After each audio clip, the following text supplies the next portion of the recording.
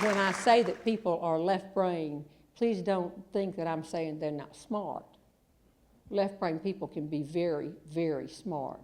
And when our son, Beaver, was 16 years old, if we had had a little girl, we were going to call her Muskrat, but the boy, he was a handful.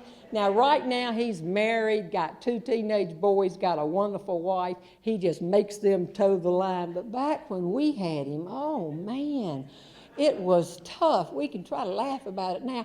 And when he was 16, we went to that first PTA meeting that you have in September, when you go over there and you go through the entire classroom schedule and hear how well everybody else's child is doing, because they smile when they walk out of the room and they've just got it written all over them. I have had a good report. And so when Left Brain and I went over and we went through each class, and every class we heard the same thing. It started building on itself. Because what we were hearing was Beaver hadn't turned in a piece of homework since school started. Not a piece. Now, he was waving papers at us every morning, saying, I got it, it's all over here, here it is, this is fine. But every teacher was saying he hadn't turned in anything we got in the car.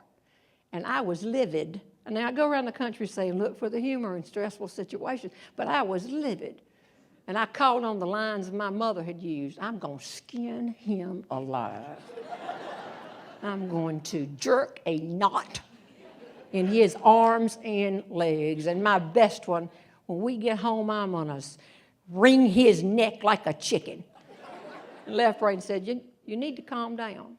For one thing, if you say things like that in today's world, someone will turn you into social services. And number 2, if you tell Beaver you're going to wring his neck like a chicken, he'll burst out laughing, and I will too. We both know you never touched a live chicken in your life. And then Left Brain said, let me handle it.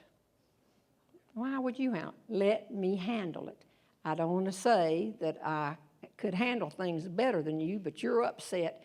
And you know, I was a principal. I trained in this, and I would never tell you something like this, Jeannie. You've never heard me say it, but the truth is. You know, I have a doctorate in education. It reminded me of the greatest television show ever produced, the Andy Griffith Show, when Thelma Lou said to Barney, now you're throwing your education at me.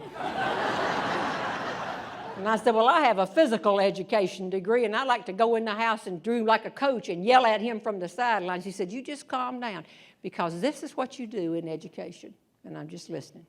He said, you get the student to tell you what they did wrong. He said, we don't go in yelling at him and doing this. You go up and you say, we've been to the school, blah, blah, blah. We've learned. Tell us what you think. Tell us what you think. And I said, well, all right, it doesn't make sense to me. I'd rather yell at him. So we went in and we said, Beaver, we want to talk to you in the living room. And Beaver said, no, not the living room, no. We told him not long ago if something happened to us, he would get the furniture in the house. And he said, I don't want anything from the living room. I never went up there that I wasn't in a whole lot of trouble, and I don't want it. We sat down and I said, okay, Mr.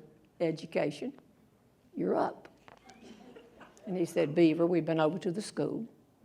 And we met with all the teachers.